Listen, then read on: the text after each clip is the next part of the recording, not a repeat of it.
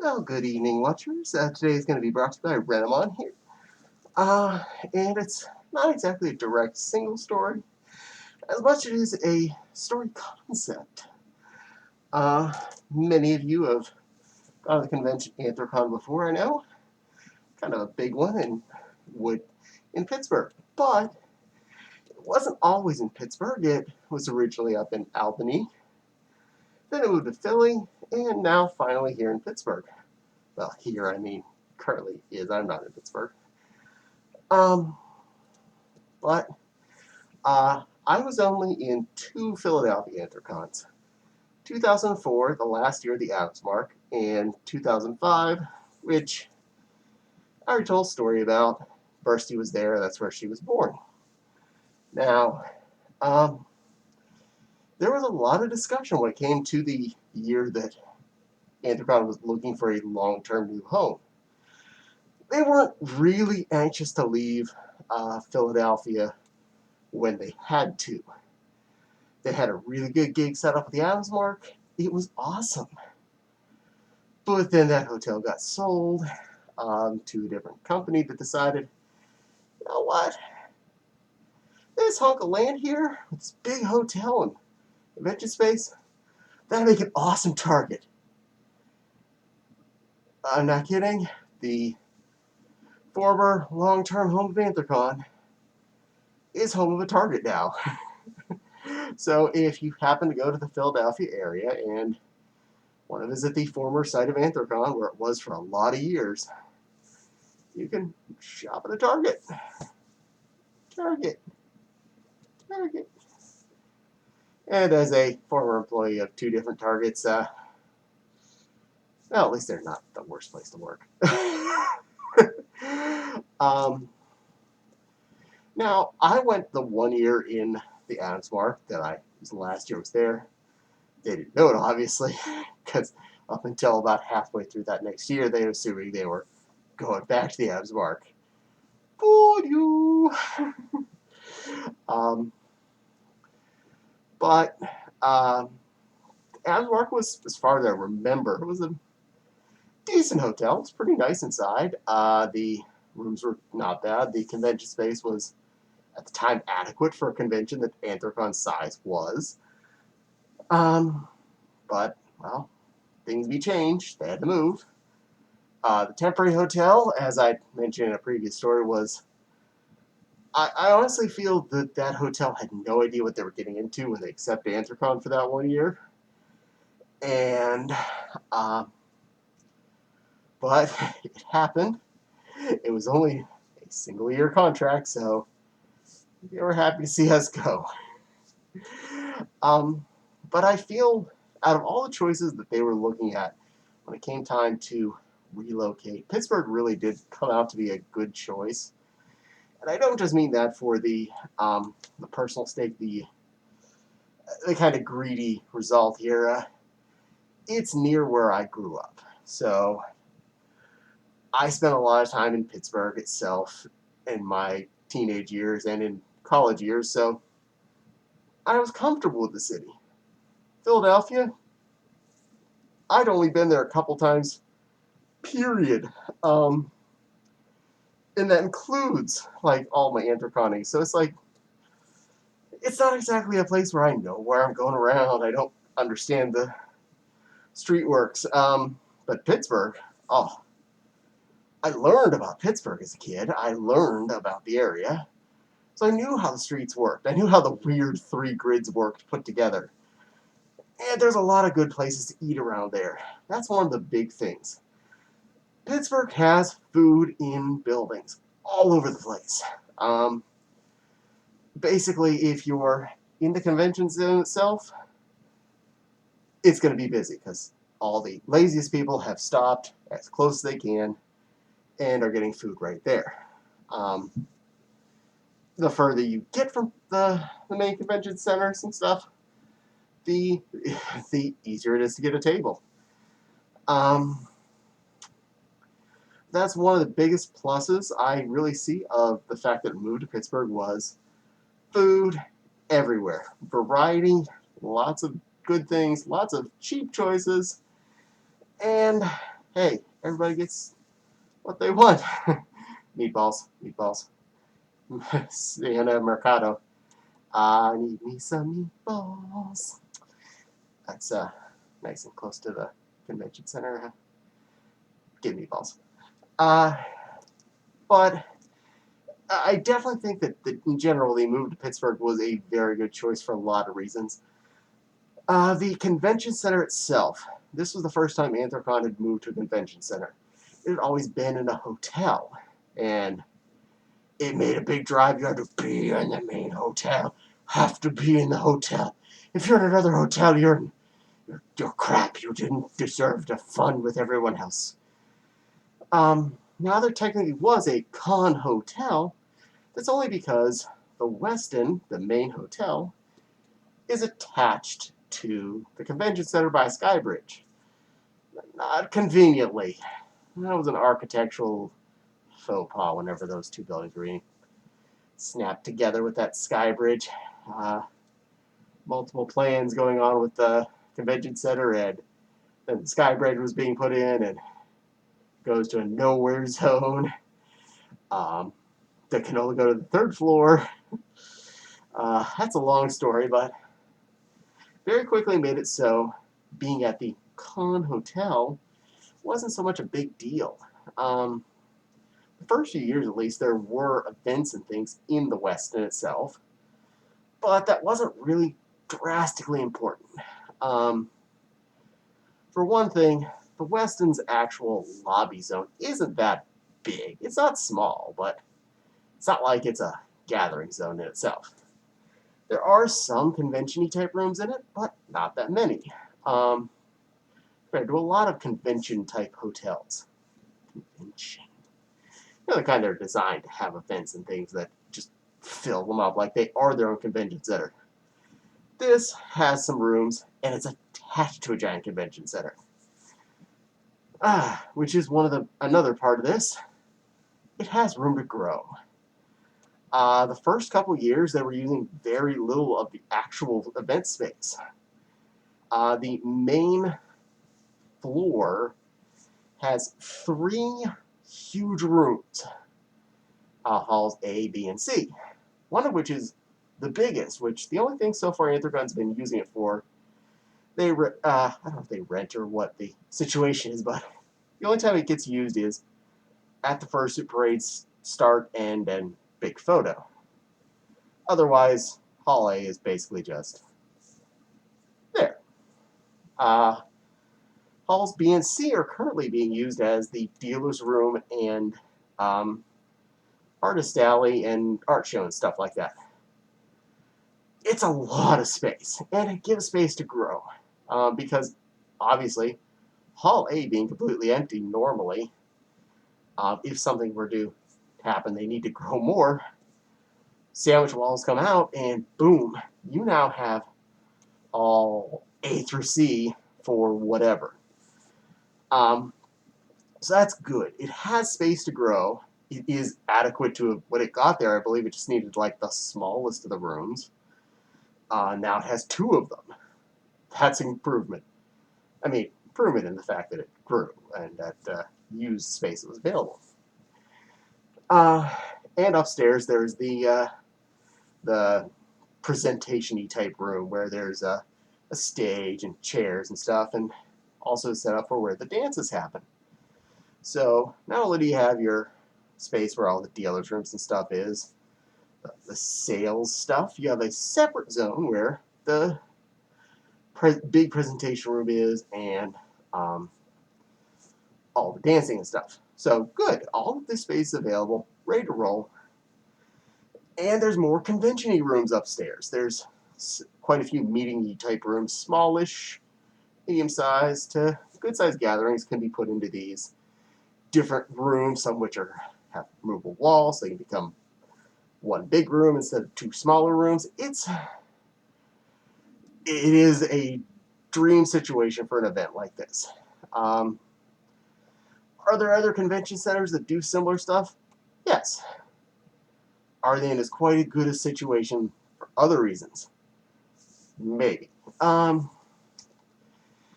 Now, I'm not a big fan of the Westin Hotel. I've stayed in a few times. Never had a great relationship with the hotel staff. From what I heard, they don't much like the furries so much. At least the last few times I stayed there. I think it's changed hands a couple times. Don't quote me on that. I don't know for sure. But I don't generally stay there. I just go through there. Not too much happens in the specific con hotel anymore, so con hotel is just a place to sleep. And around Pittsburgh, there are now, I think there's about a dozen different con hotels. Just that is the main hotel. And all I can think is, not my hotel. Because in the almost same walking distance, there's 3 more hotels. Go just a little bit further, like 3 more. And a lot of them are a lot nicer to be in. That comes to one of the other main points here. You aren't stuck with the limitations of not only the event space of a single hotel, but you're not stuck with the room space of a single hotel. Because you're no longer in the stigma of you have to be in Hotel Alpha. Must be in the main zone. No, if anything, if you're at all older, and I don't mean older, I just mean old enough to know better, you probably want to stay somewhere you can sleep, have a little privacy. On any other hotel besides the Westin, you'll be able to get in and out of elevators really quickly. You'll be able to get up to your room and have some U space, or have a party and not expect every crazy to want to wander in and steal your booze. Well, sometimes, you want extra people to show up. It's up to you. But I really found that was a major plus. And in general, it's easy to get in and out of Pittsburgh. It may seem a little weird, but once you figure it out, there's lots of parking areas, there's lots of open lots and parking garages that don't necessarily cost as much as, say, parking in the convention center itself. That can get pricey. But you have options. And so much of it comes down to space for people to be out and be. Now, I've stayed in several hotels. The Westin, obviously. I've stayed in the Omni, and I've stayed in the Drury. I have my preferences of which things I like. Every hotel does have its advantages and disadvantages because, well, further away from the convention center is a disadvantage, but really nice rooms can be another big advantage. And it comes down to your preference, your walking capabilities, and it's July, your first suiting length of distance, because out in July in Pittsburgh, traveling from the Omni on foot can be a little daunting, but the hotel rooms are really nice. There's also a shuttle bus. Assuming it's not full of people who are just lazy, you can get on that and ride to the convention center. In general, I definitely want to come down and say, yes, I'm happy with what Anthrocon's done. Not just for the greedy sense that I'm happy to move to a city I actually particularly like, but it's a city that also likes Anthrocon back. Definite plus is Pittsburgh actually is happy Anthrocon comes in. So happy they had to start moving part of the first Super 8 outside because the public wanted to see the con. Locals are actually buying convention tickets just to come in and see the furries. They think we're interesting. And if someone's paying money to come to the convention gets money, and then they can afford to do more things. And afford to not go broke every year that they do this. We bring in so much money to the Pittsburgh funds every year by going in, not just buying the convention space. Any event can do that. Boat shows do that. Medical conventions do that. RV conventions do that. And they buy the whole convention center. But what furries do that businessy people don't do is we cover the lot. Um, yeah, we have probably about the same number of attendees as some of these large events, but we stay in the convention centers, we stay in the hotels. We're filling rooms, something that needs done. We're buying food. We're buying all the booze. We're buying all the everything. We basically fill up all of these restaurants and stores and everything throughout the entire time. Usually from as early as Tuesday or Wednesday of the event that technically doesn't start until Thursday. I think it does technically start on Thursday at this point. I know I show up on Wednesday. And we go all the way into Monday. Sometimes some people Tuesday the next week are still in Pittsburgh, filling the city. That's crazy. I go home on Monday because I only have so much vacation time and all the fun's basically gone. I don't want to drag out the doldrum. So one little story that's in this is there used to be a little Quickie Mart across from the Westin Hotel, directly across from the entranceway. Every year Anthrocon had been there while it still existed, it would be empty. It was a tiny, tiny convenience store. But every single beverage would be sold. You'd walk in there and it'd just be walls of empty coolers, snack bar, candy bars and stuff, all sold. At best, you'd find that one bottle of milk in the back that's had questionable dates on it. That was literally it. We would kill that Quickie Mart. I bet during a normal week, they would have done almost no sales. But when Anthrocon came through, oh, you have beverages at even convenience store prices? All of them. The booze store around the street, there's a few of them there. They get hammered. And I don't mean they get hammered, I mean people go and buy all the stuff. It's crazy. So not only is Anthrocon good for Pittsburgh, Pittsburgh's good for Anthrocon, and everybody wins. It's a big area. The city loves us. People come out to cheer us just to come and take photos of the fursuits. Randoms come just to see us because they think we're cool. What more does a furry convention need than a city that actually looks forward to whenever the crazy furry people are coming? The Indian restaurant down on 6th, we tended to go there every year on the first night we get there, Wednesday night. And the owners would actually recognize my little group of friends, and they would say, "Oh my, is it that time already? Are the furries here?" And we'd be like, "Yeah, we're here." That restaurant unfortunately changed hands. It still seems good, but I miss the original owners. They always looked forward to us.